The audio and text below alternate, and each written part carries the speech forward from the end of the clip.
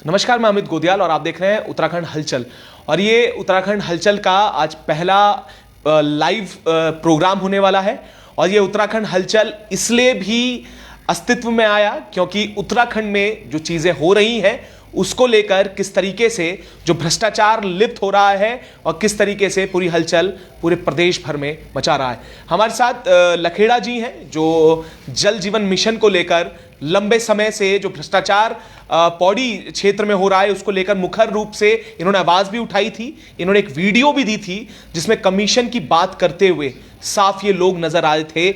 और उस वीडियो की आज तक ना तो जांच हो पाई, ना उन अधिकारियों ने जिनके ऊपर ये जिम्मेदारी थी कि इस चीज को उजागर करा जाए और जो उसमें संलिप्त अधिकारी थे उन पर कार्रवाई की जाए। आज तक ना तो जांच आ पाई और ना इस पर कोई कार्रवाई हो पाई। हमारे साथ लखेड़ा जी हैं। तो 2 वर्ष के बाद, शायद 1 वर्ष पहले या 1.5 वर्ष पहले हो चुका है, जब मैंने इंटरव्यू उनका लिया था, लखेड़ा जी ने जो साक्ष्य थे अपने पूरी जनता के सामने रखे थे कि जल जीवन मिशन में किस तरीके से भ्रष्टाचार हो रहा है। तो लखेड़ा जी बताइएगा, क्या कुछ रहा इन 2 सालों में, क्या कुछ हुआ? सबसे पहले तो आपको हार्दिक शुभकामनाएं।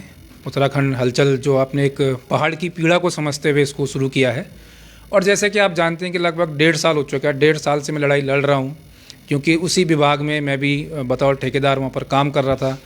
और जैसा मैंने आपको बताया था कि मेरी बिल्कुल शुरुआत उस समय उसी लाइन से ठेकेदारी में हुई थी। लेकिन ये बदकिस्मती कहें या उत्तराखंड का एक जो भ्रष्टाचार इतना ज़्यादा बढ़ चुका है, तो कहीं ना कहीं मैं भी उसमें पीड़ित था। मेरे जैसे कई सारे ठेकेदार उसमें पीड़ित थे और सीएम पोर्टल में भी कंप्लेंट डाली, यहाँ तक कि कई बार जांच अधिकारी भी आए, उनको भी मैंने वो साक्ष्य जो वीडियो क्लिपिंग थी वो मैंने उनको सौंपी। उन्होंने बोला कि इसकी हम आगे जांच कराएंगे, इसकी ये जांच होगी, वो जांच होगी। सीएम पोर्टल में भी डाला, लेकिन आप पूरा सीएम पोर्टल आप खोल के देख लीजिए, हर 2-4 महीने में जांच अधिकारी चेंज होता रहता है। कभी किसी अधिकारी का ट्रांसफ़र हो जाता है, कभी किसी का ट्रांसफ़र हो जाता है। दोबारा वहाँ मुख्यालय में जाओ तो वो कहते हैं कि अब भैया वो तो पुराना अधिकारी पता नहीं कहाँ गया, अब मेरे पास जांच आई है, मैं फिर नए तरीके से देखूंगा। तो पिछले 1.5 साल से मैं बेरोजगार घूम रहा हूँ, क्योंकि आप खुद इस चीज़ को समझ सकते हैं। हालांकि ऐसा नहीं है कि उन्होंने मुझे ये बोला है कि आप यहाँ पर टेंडर नहीं ले सकते, लेकिन आप समझ सकते हैं कि जिन अधिकारियों के खिलाफ आपने आवाज़ उठाई है तो वहाँ पर आप टेंडर कैसे लेंगे। अगर आप लेंगे तो कहीं ना कहीं वो आपको परेशान करेंगे।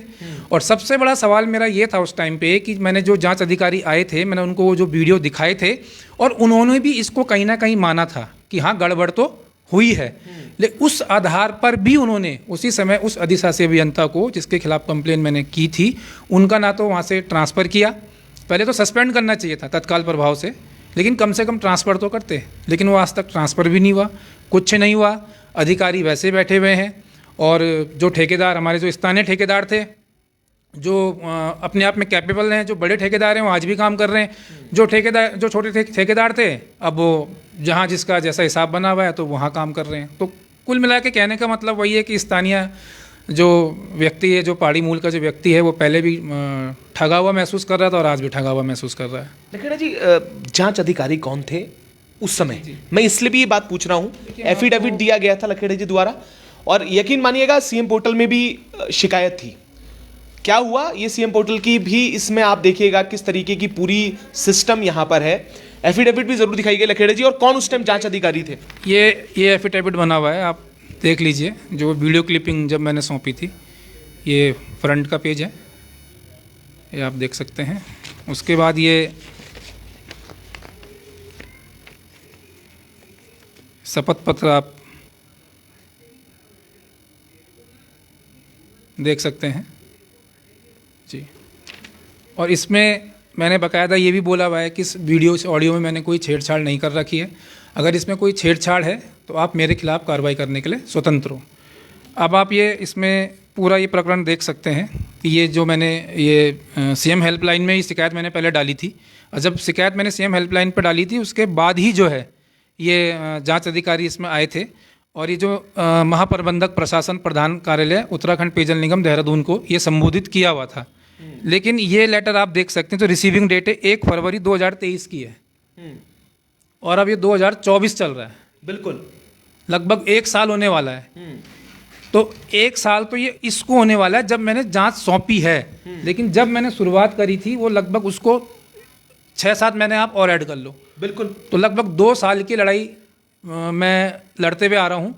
और मैं सच बताऊं भाई साहब, ये जांच पता नहीं कितने अधिकारियों के पास चली गई है कि अब अगर आप मेरे से जांच अधिकारी का नाम भी पूछोगे ना तो मुझे नाम भी याद नहीं है। अच्छा, सीएम पोर्टल के क्या हालात हैं, वो भी मैं करूँगा जाऊँगा। हाँ, सीएम पोर्टल को ही इन्होंने आधार बना रखा है और ऑनलाइन अगर आप चेक करेंगे सीएम पोर्टल तो आप देखेंगे कि हर थोड़े थोड़े टाइम पे वो जांच अधिकारी चेंज होने पे लगे हुए हैं। इतने जांच अधिकारी चेंज हो चुके हैं कि मतलब मुझे नाम ही याद नहीं है। मैं एक का नाम याद करता हूँ तब तक दूसरा चेंज हो जाता है, दूसरे का नाम याद करता हूँ तब तक तीसरा चेंज हो जाता है। मुख्यालय में जाओ तो कभी एमडी की पोस्ट में वहाँ पर कोई और थे, फिर अभी बीच में हमारे ये पंत जी बने थे, अभी पता नहीं कौन है। तो थोड़ी थोड़ी दिनों में ट्रांसफ़र होने पे लगे हुए हैं, इधर सीएम पोर्टल में भी अधिकारी चेंज होने पे लगे हुए हैं। तो मैं कुल मिला के मैं सही बताऊं तो मैंने तो हार मान ली है। लखेड़ा जी, एक बात अभी उठ रही थी जी, शासन ने भी एक जांच दी है जिसमें आय संपत्ति की जांच की बात की है इंजीनियर्स की, और साथ ही उस अधिकारी को जांच दी है जो उसमें खुद संलिप्त है। ऐसी बात आई है, ये बड़ा सवाल यही है। हाँ, एक हास्यास्पद बात मैं आपको बताता हूँ कि अधिशासी अभियंता के खिलाफ मैंने कंप्लेन दर्ज कराई। ठीक है। और उसी कार्यालय के सहायक अभियंता मेरे को लेटर भेजते हैं कि वो वीडियो क्लिपिंग आप हमें दीजिए। उनको बतौर जांच अधिकारी शुरू में अपॉइंट किया हुआ है। सहायक अभियंता को अधिशासी अभियंता की जांच सौंपी गई है और मैंने उनको वीडियो सौंपा भी। और आप यकीन नहीं मानेंगे, 3 सहायक अभियंता उसमें जांच अधिकारी बनाए हुए थे और उनमें से एक अधिकारी हैं, मैं नाम नहीं लूँगा यहाँ पर। जब उन्होंने वो वीडियो देखा, वो सहायक अभियंता ने, उन्होंने साइन करने तक से मना कर दिया रिसीविंग लेटर पे। जब मैंने उनसे बोला कि भाई मैंने आपको जांच सौंप दी है, वीडियो क्लिपिंग मैंने आपको सौंप दी है, अब आपको इसमें मेरे को साइन करके देने हैं रिसीविंग लेटर पे, तो उनमें से एक अधिकारी ने बोला कि नहीं भाई ये मामला तो बहुत संगीन है। तो खुद मतलब उनके जूनियर भी इस चीज़ को समझ रहे हैं। और जहाँ तक बात रही संपत्ति की जांच की, तो बिल्कुल मैं तो कहता हूँ कि हर अधिकारी की संपत्ति की जांच होनी चाहिए, क्योंकि ये सिर्फ एक ऐसा नहीं है कि जिस अधिकारी पे मैंने आरोप लगाया है ये केवल उस अधिकारी का ही काम है, ये पूरी लॉबी बनी हुई है। अब इसका मेन मुखिया कौन है, ये कहाँ से शुरू हो रहा है और कहाँ पर ख़त्म हो रहा है, वो जानकारी मुझे नहीं है। लेकिन इसमें जितने भी अधिकारी, जो संबंधित अधिकारी हैं इस जल जीवन मिशन से जुड़े हुए, मैं कहता हूँ सभी की संपत्ति की जाँच होनी चाहिए।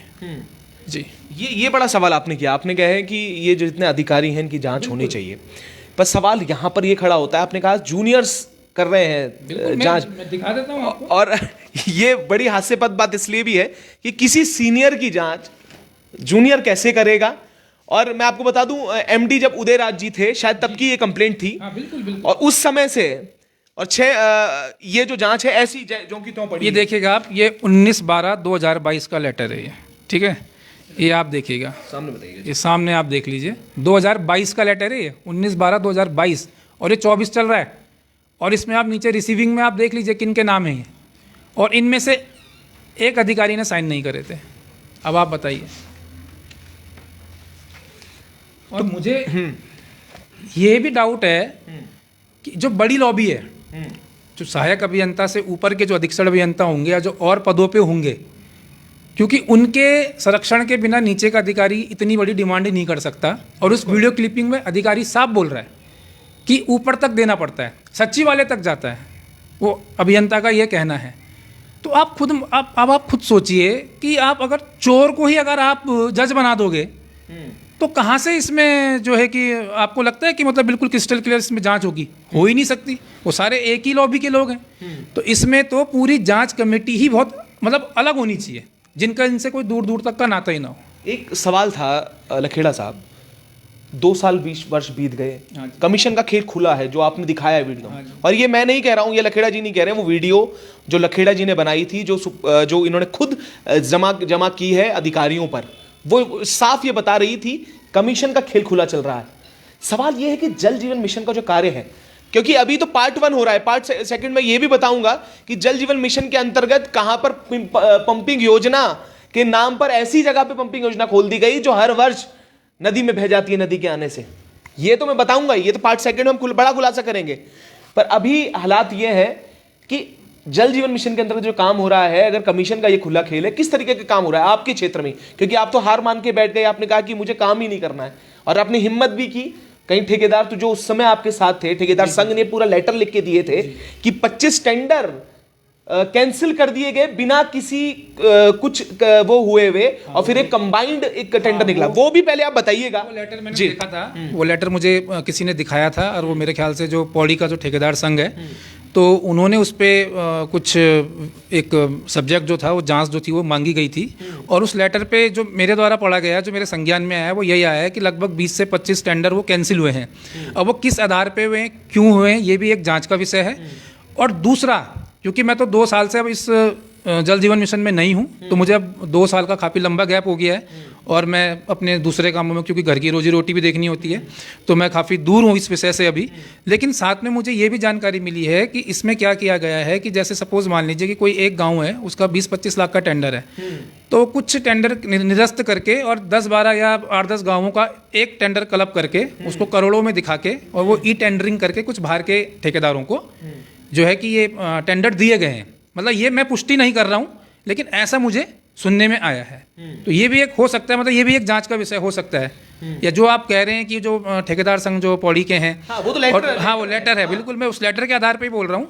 तो उसकी भी जांच होनी चाहिए कि जो 25 टेंडर जो निरस्त किए गए वो किस आधार पे किए गए हैं। बिल्कुल। तो इसीलिए मैंने आपको स्टार्टिंग में बोला था कि जब मैंने सेकंड फेज़ का पहला टेंडर लिया था, फर्स्ट फेज़ में मैंने 3 काम करे थे, और सेकंड फेज़ का जब मैंने पहला टेंडर लिया था, और मेरे से शुरू में ही बॉन्ड साइन करने के 5% मांगे गए थे, जो कि मेरी कैपेसिटी नहीं थी, मैं नहीं दे सकता था। और उस समय शायद 2 साल पहले उस इंटरव्यू में मैंने आपको ये चीज़ बोली थी कि मैंने हार मान ली है। हाँ, बिल्कुल। और उसके बाद से, और आज की डेट है, मैं ना तो जल जीवन मिशन का मैंने कोई काम किया, और ना ही मैंने किसी अधिकारी से संपर्क किया। हाँ, बीच में एक बार मैं ज़रूर मुख्यालय में गया हुआ था, तो क्योंकि मेरे को सीएम पोर्टल के माध्यम से जो मैंने कंप्लेन दर्ज की हुई थी, तो मुझे वहाँ से लेटर आया हुआ था कि आपको यहाँ पर आके आप अपनी बात रख सकते हो। मैंने वहाँ पर अपनी बात रखी थी। मैं उन अधिकारी का नाम भी भूल गया हूँ कि वो अधिकारी कौन थे। हाँ। उन्होंने कहा था कि दीपावली से पहले जो भी दीपावली गई है, उससे पहले हम इस पर फाइनल डिसीजन ले लेंगे। लेकिन अब ये 2024 आ चुका है और अभी तक कुछ नहीं हुआ है। तो वो बस आज सौभाग्य था यहाँ पर कि एक मेरे को आना था, आपसे बात हो गई, तो आज ये दोबारा से बात उजागर हो गई है। लेकिन सीरियसली मैंने हार मान ली। मैंने इसलिए भी हार मान ली भाई साहब, क्योंकि जिन स्थानीय ठेकेदारों के लिए लड़ाई लड़ी गई थी, उनमें से भी कई ठेकेदारों ने बाद में लिख के दे दिया कि जी ऐसा हमसे कोई कमीशन नहीं मांगा गया है। जबकि वो तो अच्छी चीज़ ये है कि मेरे पे शुरू के लेटर हैं जिसमें कि उन ठेकेदारों का साइन है, स्वीकार किया था। और दूसरी चीज़ कि वो वीडियो, बिल्कुल। तो आप तो फिर अब लड़ने का कोई औचित्य बनता ही नहीं है ना, जब आप जिनके लड़ रहे हैं वो आपको सपोर्ट नहीं कर रहे हैं। सिस्टम इतना नीचे तक इतना हैक हो चुका है कि जो शिकायत करता है, जो पीड़ित है, मतलब वही चक्कर काट रहा है, और जो कल्प्रिट हैं, जो दोषी हैं, वो तो आराम से अपना खा रहे हैं, बैठ रहे हैं। सिस्टम आज भी वैसे ही चल रहा है। तो मैंने तो हार मान ली है। हाँ, ये बड़ी, देखिए ये भी बड़ा दुर्भाग्य है कि जिनके लिए लड़ाई लड़ी वही पीछे चले गए। और दूसरी बात, सबसे अहम बात जो मैं आपका प्रश्न कर रहा था, जल जीवन मिशन का जो कार्य है आपके आसपास भी चल रहा होगा, किस तरीके से चल रहा है? क्योंकि वो तो कमीशन की भेंट तो चढ़ाई है। आपने ये भी बात की थी कि ऐसे गांव में सर्वे हुए जहां पर ये दिखा दिया गया कि सर्वे हो चुके हैं, वहां पर सारी चीजें हुई गई हैं, उसके पैसे भी रिलीज हो गए हैं, पर ना तो गांव वालों के पास कोई पहुंचा, ना गांव वालों ने किसी को सर्वे करते हुए देखा। और जहां पर ये बहुत सारी बातें आपने बताई थी, तो अभी कार्य क्या चल रहा है वहां पे? सर मैं देखिए, जैसे मैं आपको बता रहा हूँ कि 2 साल से मैं इन चीज़ों के टच में नहीं हूँ, लेकिन क्योंकि गांव के कई लोग हमें मिलते हैं, स्थानीय लोग हमें मिलते हैं, वो इस चीज़ को मतलब 2 साल हो चुके हैं और अभी तक शिकायत करते हैं कि हमारे घर में कोई कनेक्शन नहीं आया, हमारे घर में कोई स्कीम इस तरीके से बताई गई थी और सर्वे हुआ गया था, लेकिन आज तक कोई काम नहीं हुआ। और जबकि हमें ये बोला गया था कि 2024 तक जो है इस जल जीवन मिशन का जो टारगेट है ये पूरा होना है। और उस समय भी शायद मैंने आपसे कहा था कि जो चीज़ें मैंने आपको बोली हैं, तो एक बार आप धरातल पे ज़रूर जाइएगा। और मैं आज भी आपको कहता हूँ कि आप ज़्यादा दूर मत जाइए, आप पौड़ी जिले के कुछ चिन्हित गाँव में आप चले जाइए, तो आज भी आपको वहाँ पर 50 से 60% काम जो है हवा ही मिलेगा। ये मैं नहीं कह रहा हूँ, आप खुद जाके देख लीजिएगा। तो ऐसा हम ये भी कर लेते हैं, उत्तराखंड में हलचल तो हमने कर ही दी है, उत्तराखंड हलचल, तो आप ऐसा करते हैं साथ में लखेड़ा जी के साथ हम ऑन ग्राउंड में जाके दिखा लेते हैं चीजें। मैं तो एक समय और डेट निर्धारित कर लेते हैं। मैं तो ये कह रहा हूँ कि जो भी हमारे जो उत्तराखंड के जो मूल निवासी हैं, खासकर जो हमारे पहाड़ के जो रहने वाले हैं, अगर आपका चैनल देख रहे हैं तो वो कमेंट करें इस पे, बिल्कुल उनकी जो समस्या है जल जीवन मिशन से लेके। क्योंकि मैं जैसे बता रहा हूँ कि 2 साल मुझे हो चुके हैं भाई, मुझे अपनी रोजी रोटी कमाने के लिए मुझे कुछ और जुगाड़ अपना देखना था, तो मुझे अपना काम करना था।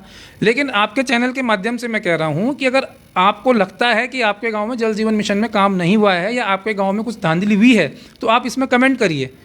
आप कमेंट करिए और भाई साहब हैं वो आप तक पहुँचेंगे। बिल्कुल। तो आप ये भी देखिएगा कि अभी तो ये स्टार्टअप किया है, नई नई चीज़ें हैं, कई लोगों तक शायद ये वीडियो ना पहुंच पाए, पर हाँ ये ज़रूर है अगर आप शेयर इसे करते हैं तो शायद उन लोगों तक पहुंच जाए जो सच में इससे, और जैसे लखेड़ा जी जैसे बहुत सारे लोग हैं जो बहुत परेशान हैं, जिन्होंने ये स्टार्टअप किया था, एक स्वरोजगार की और एक मार्ग की और चुना था, पर वो मार्ग कहाँ चला गया अब ये बता रहे हैं कि 2 वर्ष से ना तो ये उस और गए हैं। पर अभी देखना होगा कि एक एक शेयर आपका जब उत्तराखंड के उस हिस्से तक पहुंचेगा और जल जीवन मिशन के बारे में जो कमेंट आप करेंगे उससे यह पता चलेगा कि आखिर जल जीवन मिशन में जो भ्रष्टाचार की जड़ें हैं कहां तक फैली हुई हैं। ये पार्ट फर्स्ट है और अभी हलचल मचाने के लिए कई पार्ट इसके आएंगे।